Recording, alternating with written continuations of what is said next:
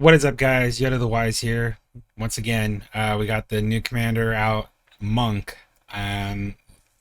What's so great about him? What can he do for you? The other thing is, what's this Black Ice training room? Let's dive into it. Alright, guys, let's talk about Monk. So, Stellar Orbits. It's a 40% trigger rate. It transfers the activator's negative effects to the current target and increases damage of the current attack by 30% because I'm at level 30. I believe this goes up a percent every level, up to 60, I think it was. So the second skill is exercising Cudel. It's a tongue twister for me. I have issues with certain words. It's an 80% chance to trigger. If the attack hits, the target deals 75% normal damage at level 30 to enemies adjacent to the target. So basically what this means by the simulations I've ran is it kind of hits like sticky bombs, or is equivalent to the same concept as sticky bombs from Pictor.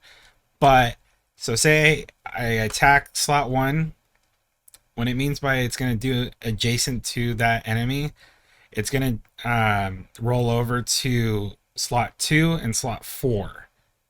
So kind of like in a L shape, to where you hit one and then it spirals out in a 90-degree angle both ways.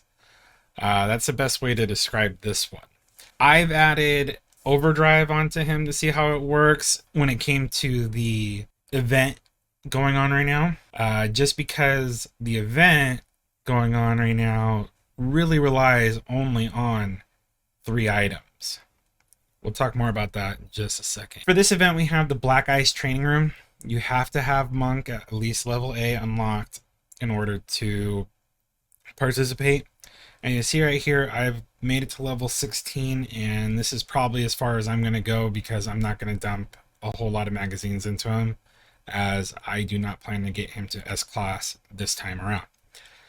What we're doing here is a lot similar to Ace Endless. You start out really small in terms of your opponent. Your opponent is the automated AI. The only things that are taken accounted for is your leadership, your skills, and your plugin skills. Your tech, your equipment, and other boosts are not, they do not get computed into the matchup or any damages that go along with it. You do want to hit deploy first and make sure it's all set up. As you see here at level 16, I'm on a tier 8 tier essentially. What I've noticed is that it starts with infantry, then goes to walker, then goes to airship on each tier level of troop. So I started out with tier 2, and it wouldn't allow you to put anything higher than tier 2. Now at level 15 is when it's switched over to tier 8, and I was against it, or well, either 15, 14, I think it was 14, I switched over to tier 8. That was against an infantry commander. The last one was a walker commander at level 15, and then now at level 16 I'm against an air commander with tier 8 as well. And because I haven't put any more leadership into him, I'm not going to win this, but we're going to show you how it works out. You'll see how his second skill kind of goes into a 90-degree L shape from the target that was hit, depending on where it's hit, what slot is hit. And I'm just going to skip through that. I lose, can't beat Dragon Slayer with only 5,600 leadership and skills at 30. It's just not enough damage. And since there's no equipment, there's no survivability. So that's pretty much what the Black Ice training room is. It's the only way to get the new gear, Battered Electric Baton, which is specifically designed for Monk exclusively. But at this rate, unless you're going to get him to S class and basically dump all your leadership into him, probably will not be beneficial to try to get to level 40 in this training room. But let me show you a simulation that I ran with one of my guildmates and see what potential Monk has. All right, so right here I posted a simulation. So with the simulations, it does take gear into effect. It takes your awakening into effect. It takes your, even I believe your arc hull into effect, and as well puts it as max leads. You can put whatever troops you want on it at max leads, and all your skills and plugins are at the highest level or max level.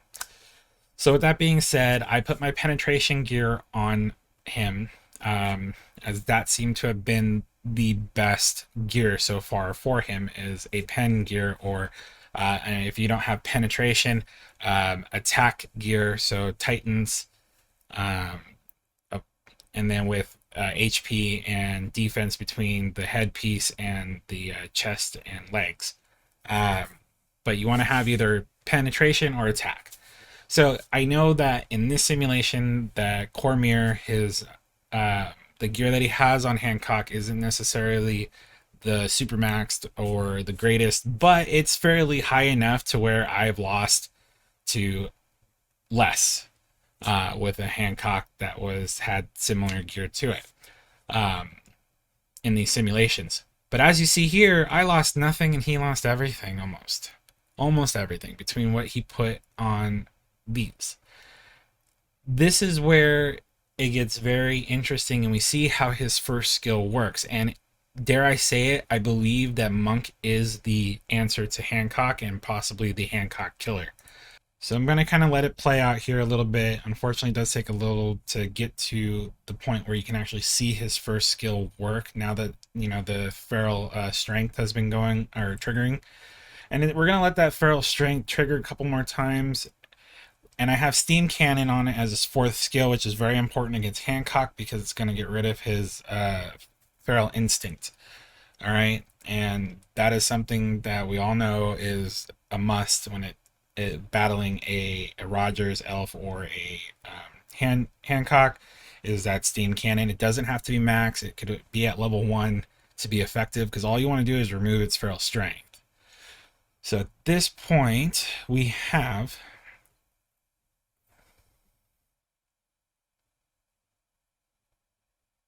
there it was, right there. So now on slot 3 here, I'll be able to slow it down. You're going to see his Steam Cannon, Stellar Orbit. He switches the negative effects over to Hancock. He gets all the positive effects from Hancock, and boom, hits him for 183 billion. It wipes out that entire slot. And we'll see it again and again, and at the end of it, it wipes it all out. And that's part of the reason, one, Hancock, because of the skill or the gears that he had on, he didn't have the accuracy to hit my guy. Two, that penetration gear on top of reversing and basically gave all the negative effect to Hancock from feral strength and absorbed all the positive of feral strength. That's what made that so deadly. This is why I think Monk is definitely going to be a Hancock killer. For everybody that does have max leads, this is going to be probably a very utilized commander at this point against Hancock. Because I've been trying to limit the length of these videos. I know my attention doesn't go very far with a video that's like 10 minutes long. You really only want a snippet of information. So I've been trying to limit the length. With this one, I didn't go over the gear, the new gear that's available for this, because it's really it's allegedly specific to Monk. It only adds penetration and accuracy, which accuracy could be a deal for Monk, but the most is going to be the attack, and if you have the right jewel sets on, you're always going to hit anyways. Even with that being said, I really do believe that he's going to be a Hancock killer. The potential is there.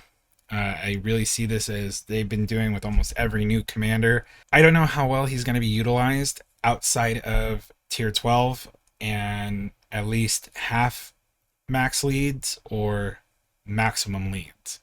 That just seems to be the direction that Seven Pirates is going, and every new com, it seems like, unless you have that half or close to max leads, it makes it kind of difficult to use the commander outside of players at your level or lower. I mean, this is a quick jump on Monk. Until next time.